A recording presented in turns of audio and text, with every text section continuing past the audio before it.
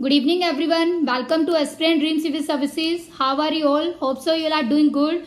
Today's video is very important for the paper 1 as well as paper 2. तो आज की video में हम बैटरी वेस्ट मैनेजमेंट रूल 2022 को पूरा डिटेल में डिस्कस करेंगे और ये रूल से जो क्वेश्चन है आपके पेपर 1 में भी आ सकते हैं और पेपर 2 में भी आ सकते हैं. तो before starting today's video there is a important announcement for the candidate who are preparing for the BPSC exam. तो जो भी कैंडिडेट 67th बीपीएससी के एग्जाम के लिए प्रिपेयर कर रहे हैं and they are going to write the mains examination, तो हम जल्द ही उनके लिए 1 नवंबर से ऑनलाइन क्लासेस मेंस एग्जामिनेशन के लिए राइटिंग स्किल की क्लासेस स्टार्ट करने जा रहे हैं.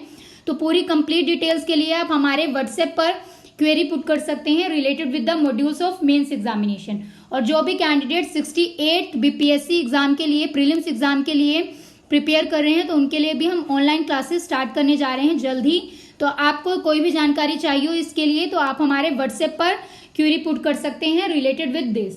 सो for the BPSC public sanitary waste management officer exam date announce हो गई है. तो जिन भी कैंडिडेट्स ने अगर हमारे चैनल पर जो वीडियोस अवेलेबल है वो नहीं देखी हैं, सबसे पहले वो वीडियोस कवर करें. थ्योरी सीरीज के लिए 1 to 17 वीडियोस हमने प्रोवाइड की हैं और सुपर टेस्ट सीरीज पेपर 1 और पेपर 2 के लिए टोटल 22 सुपर टेस्ट सीरीज हमने यूट्यूब चैनल पर प्रोवाइड की हैं फ्री ऑफ कॉस्ट. तो जिन भी कैंडिडेट्स को इस एग्जाम को क्रैक करना है वो सारी वीडियोस को अच्छे से देखें और अगर उसके बाद भी आपको कोई कॉन्सेप्ट में प्रॉब्लम होती है तो आप हमारी ऑनलाइन क्लासेस को भी ज्वाइन कर सकते हैं जो ऑलरेडी स्टार्ट हो चुकी हैं. कैंडिडेट्स को हमारी बुक रीड करने के बाद अगर कोई भी कॉन्सेप्ट क्लियर नहीं हो रहा है और उनको क्लासेस की नीड है तो उनके लिए हमने ये ऑनलाइन क्लासेस स्टार्ट की हैं.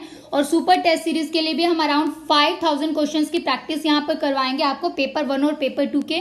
तो उसके लिए भी आप हमारे मॉड्यूल से जुड़ सकते हैं. सभी डिटेल्स के लिए आपको हमें व्हाट्सएप या फिर ईमेल आईडी पर अपनी क्वेरीज पुट करनी है. सो स्टार्ट करते हैं आज की video. Let's start with the video. सबसे पहले इस रूल से रिलेटेड इंपॉर्टेंट इंट्रोडक्शन देख लेते हैं. इसका परिचय क्या है. Ministry of environment forest and climate change जो गवर्नमेंट ऑफ इंडिया की मिनिस्ट्री है इन्होंने बैटरी वेस्ट मैनेजमेंट रूल 2022 को पब्लिश किया है और डेट क्या है 24 अगस्त 2022 को ये पब्लिश किया गया है. तो पर्यावरण वन और जलवायु परिवर्तन मंत्रालय भारत सरकार के 24 अगस्त 2022 को अपशिष्ट बैटरी के जो पर्यावरण की दृष्टि से ध्वनि प्रबंधन सुनिश्चित करती है उसके लिए एक नियम पारित किया है जिस नियम का क्या नाम है बैटरी अपशिष्ट प्रबंधन नियम 2022. तो ये जो रूल है इट इज बेसिकली कि इन्वायरमेंट फ्रेंडली जो मैनेजमेंट है वेस्ट बैटरीज का वो किया जाए. तो इसका मेन पर्पस ये है. और ये जो नोटिफिकेशन रिलीज किया गया है जो रूल आया है ये एक इम्प्लीमेंटेशन हुआ है by the prime minister Shri Narendra Modi ji. उन्होंने एड्रेस किया था इंडिपेंडेंस डे पे 15 अगस्त 2021 को नेशन को कि वो सर्कुलर इकोनॉमी को प्रमोट करना चाहते हैं. तो ये उससे संबंधित ये घोषणा की गई थी. तो उसी की दिशा में ये परिवर्तनकारी कदम है. तो जो ये रूल है ये कौन से रूल को रिप्लेस करेगा सबसे पहले ये जानना जरूरी है, पेपर में पूछ सकते हैं. तो ये रूल है battery management and handling rule 2001 को यानी 2001 वाले रूल को इस रूल ने रिप्लेस किया है. उसमें अमेंडमेंट हुई है. तो जो नया रूल आया है उसके अंदर कितनी तरह की बैटरीज को कवर किया गया है. तो नए नियम में सभी प्रकार की बैटरीज को कवर किया है चाहे वो इलेक्ट्रिक व्हीकल बैटरीज हो, ठीक है, या फिर वो पोर्टेबल बैटरीज हो या ऑटोमेटिव बैटरीज हो या फिर वो इंडस्ट्रियल बैटरीज हो. औद्योगिक ऑटोमोटिव पोर्टेबल और इलेक्ट्रिक वाहन बैटरीज को नए रूल के हिसाब से कवर किया है किसमें वेस्ट मैनेजमेंट के लिए, ठीक है. तो इसके अंदर एक चीज आपको समझनी है, इसमें एक ईपीआर होता है जिसको बोलते हैं एक्सटेंडेड प्रोड्यूसर रिस्पॉन्सिबिलिटी. तो इस रूल में जो ईपीआर का मेन फंक्शन क्या है तो ये जो कॉन्सेप्ट है एक्सटेंडेड प्रोड्यूसर रिस्पॉन्सिबिलिटी ये क्या कहता है. तो इसको विस्तारित निर्माता उत्तरदायित्व को हम समझेंगे. इसका निर्णय या नियम कार्य क्या है कि जो भी प्रोड्यूसर्स होते हैं बैटरीज के जो बैटरीज को प्रोड्यूस करते हैं उसके अंदर इंपोर्टर्स भी आ जाते हैं जो आयातक होते हैं जो बैटरी परचेज करते हैं या प्रोड्यूस करते हैं. तो उनको इसमें इंक्लूड किया गया है एक्सटेंडेड प्रोड्यूसर रिस्पॉन्सिबिलिटी के अंदर. तो उनकी रिस्पॉन्सिबिलिटी क्या है, उनका ये कर्तव्य है कि वो कलेक्शन करें बैटरीज का, उसका रिसाइकलिंग करें या फिर उसका रिफर्बिशमेंट करें वेस्ट बैटरीज जो होती है. तो उनकी जिम्मेदारी बनती है कि वो अच्छी तरह से इन बैटरियों का क्या करें जो अपशिष्ट बैटरियां बच जाती हैं उनका पुनःचक्रण करें या फिर उसका नवीनीकरण करें.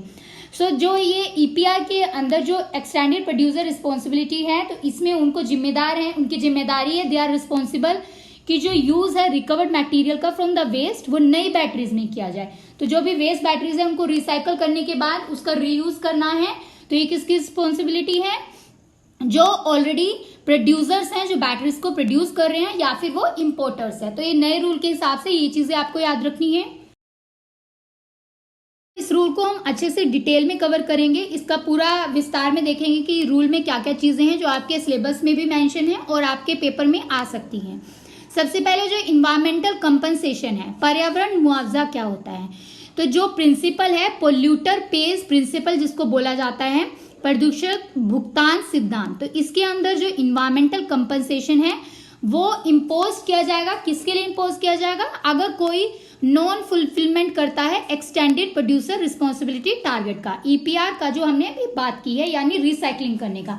तो अगर अपनी जिम्मेदारी को रिसाइकलिंग की बैटरी रिसाइकलिंग नहीं करता है कोई, या अपनी रिस्पॉन्सिबिलिटी या ऑब्लिगेशंस को वह रूल के हिसाब से फॉलो नहीं करता है, तो उनको क्या करना पड़ेगा?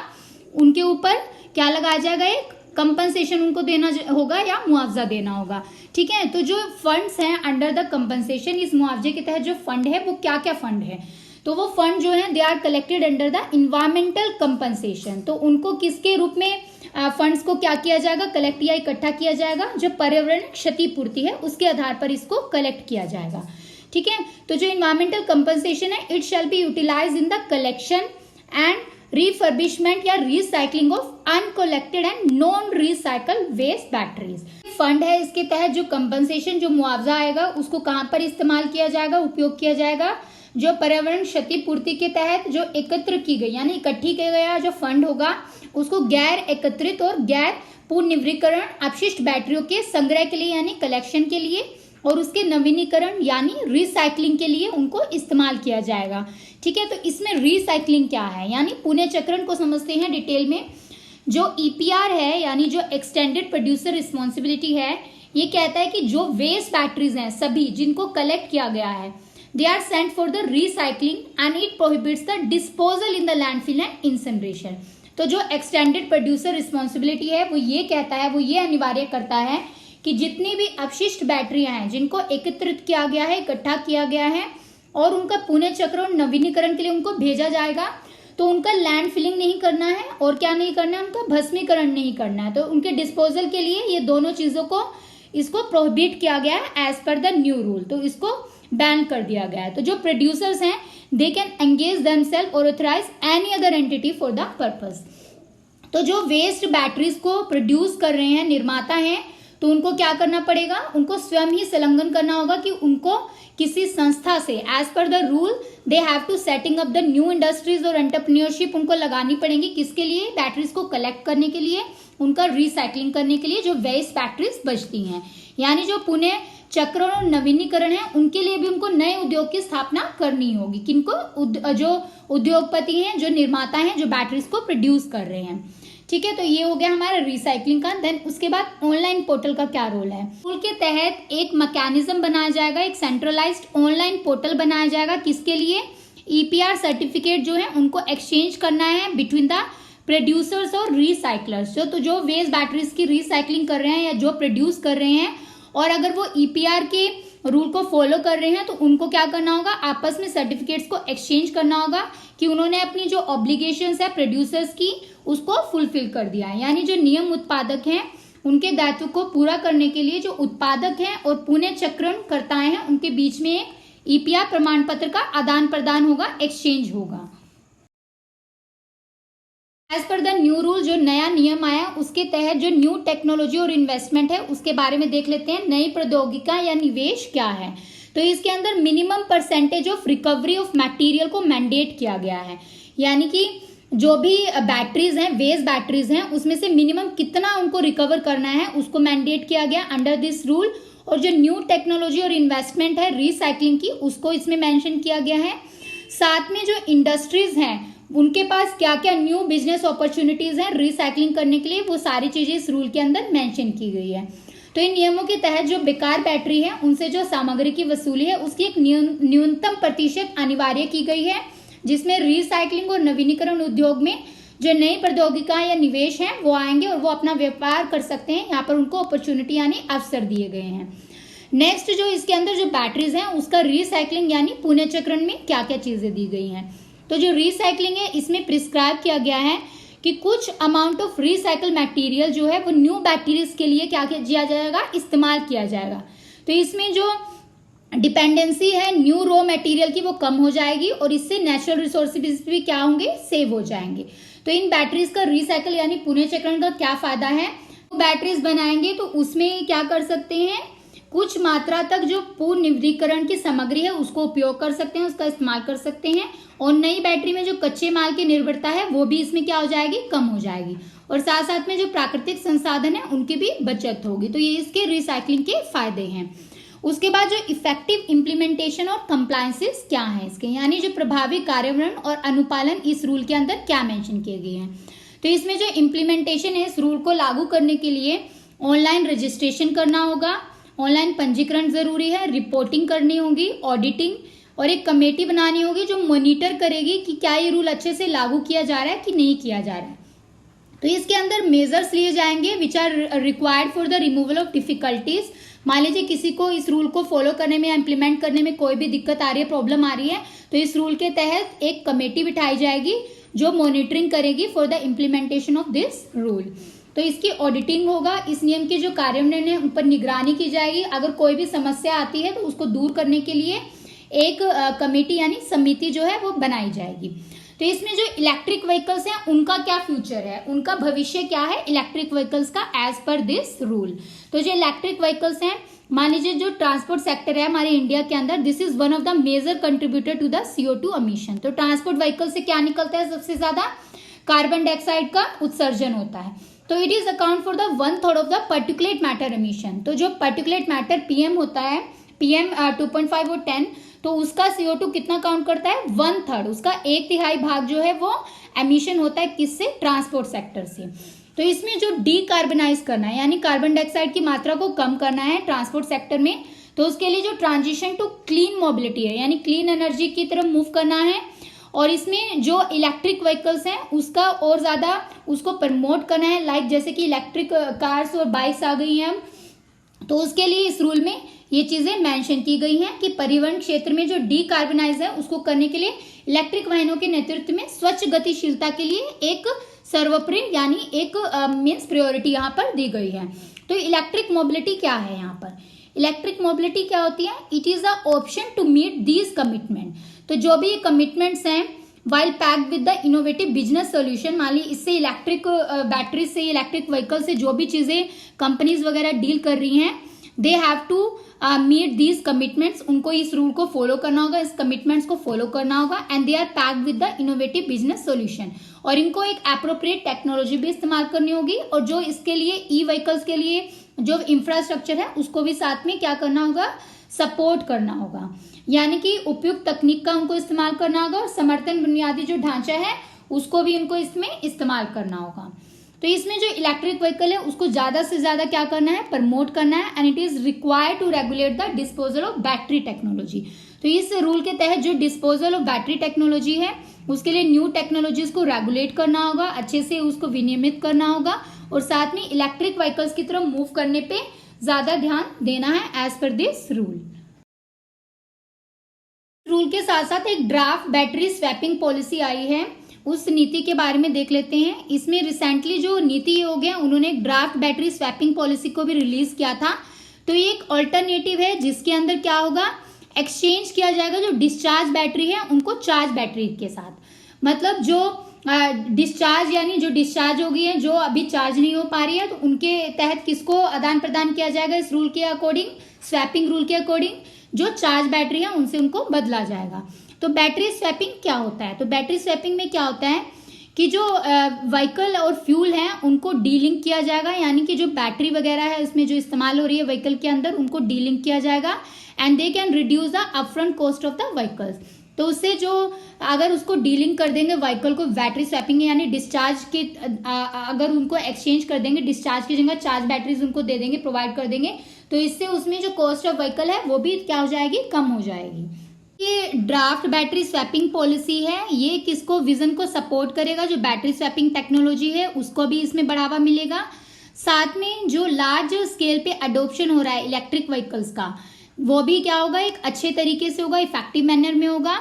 और इसमें जो स्कार्स रिसोर्सेज है, मान लीजिए कोई पब्लिक फंड्स हैं या लैंड है या रॉ मटेरियल्स हैं जो एडवांस सेल बैटरीज के लिए इस्तेमाल होते हैं, उनको भी इसमें क्या किया जाएगा, इम्प्रूवमेंट होगी। और साथ में जो कस्टमर सेंट्रिक सर्विस अप्रोच है वो भी इम्प्रूव हो जाएगी, कैटलाइज हो जाएगी। तो लार्ज स्केल पे ये कब पॉसिबल होगा, अगर लार्ज स्केल पे इलेक्ट्रिक व्हीकल्स का मतलब बढ़ावा होगा, ज्यादा से ज्यादा लोग जो है इलेक्ट्रिक व्हीकल की तरफ मूव करेंगे। तो इस पॉलिसी के क्या फायदे हैं, इसके एडवांटेजेस क्या हैं। ड्राफ्ट बैटरी स्वैपिंग पॉलिसी है, ये प्रमोट करेगी better life cycle management of the batteries, यानी जो बैटरी हैं उनको और बेहतर जीवन चक्रण प्रबंधन को बढ़ावा दिया जाएगा इस पॉलिसी के द्वारा। और इसमें मैक्सिमाइज किया जाएगा use of the batteries during their usable life period. तो जितनी ज्यादा टाइम तक बैटरीज को इस्तेमाल कर सकते हैं, अगर स्वैपिंग पॉलिसी के इस्तेमाल से उनको और ज्यादा क्या मिलेगा, मैक्सिमाइज होगा, उनका यूज ज्यादा से ज्यादा हो सकता है।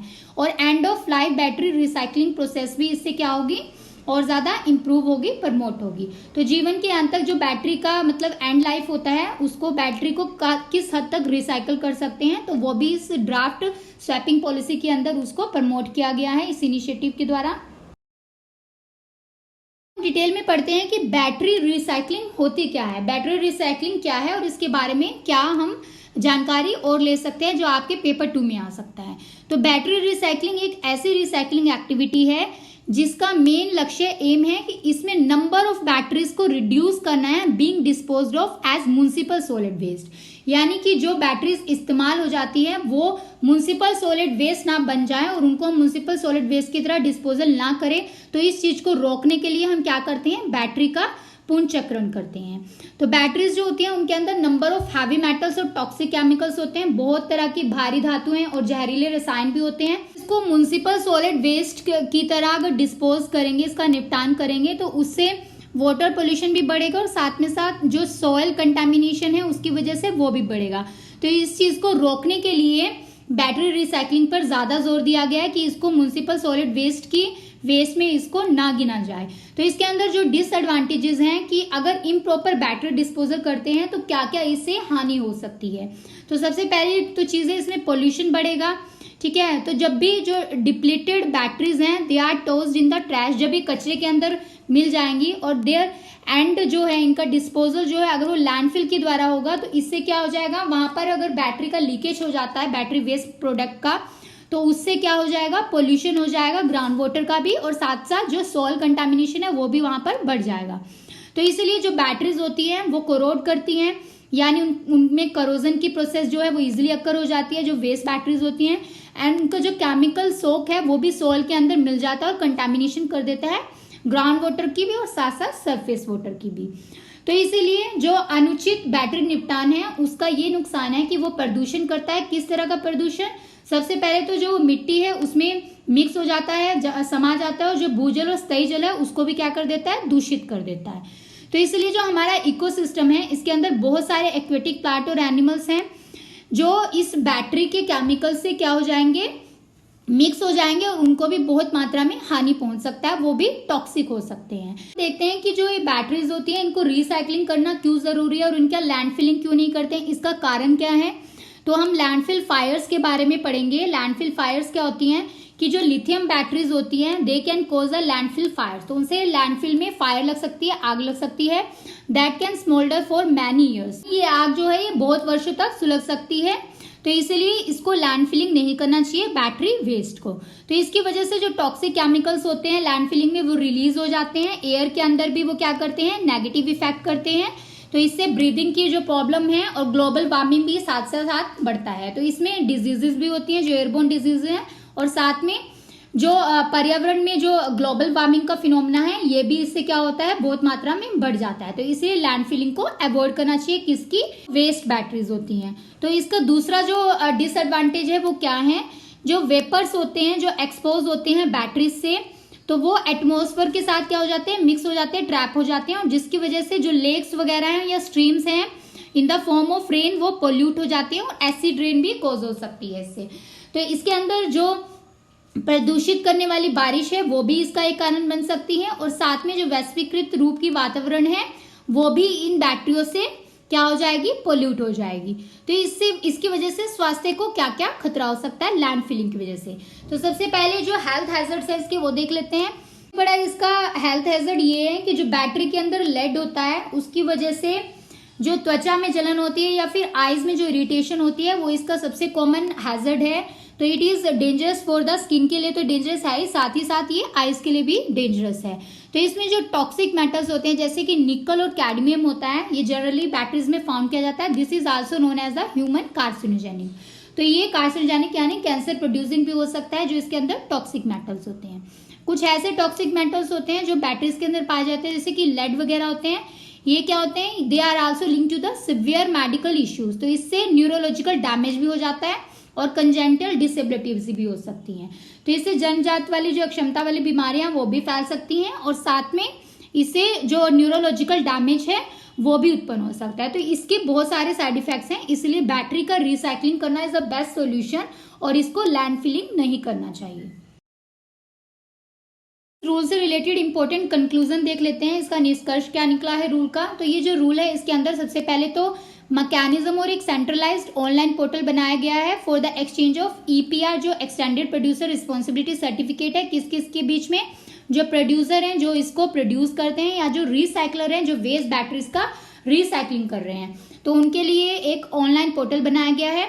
साथ ही साथ जो रूल है इसमें न्यू इंडस्ट्रीज को सेटअप करने की बात की गई है, प्रमोशन करने की बात की गई है एंटरप्रेन्योरशिप की, किसके लिए, जो कलेक्शन है वेस्ट बैटरीज का और रिसाइकलिंग है वेस्ट बैटरीज का।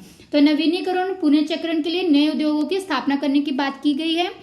थर्ड जो इसका इंपॉर्टेंट पॉइंट है वो ये है कि इसके अंदर जो मिनिमम परसेंटेज है रिकवरी ऑफ मटेरियल्स की उसको मैंडेट किया गया है। इसमें नियम के तहत जो बैटरी है उसमें एक न्यूनतम प्रतिशत अनिवार्य किया गया है वेस्ट बैटरीज में से, और साथ में इसमें जो न्यू टेक्नोलॉजीज और इन्वेस्टमेंट है किसके लिए, रिसाइकलिंग के लिए इसकी और रिफर्बिशमेंट इंडस्ट्री के लिए उनको क्रिएट करने की बात की गई है। यानी न्यू इंडस्ट्री और न्यू बिजनेस अपॉर्चुनिटी भी इस रूल के अंदर मेंशन किया गया है कि न्यू जो उद्योग हैं वो भी लगा सकते हैं फॉर द बैटरी रिसाइकलिंग के लिए।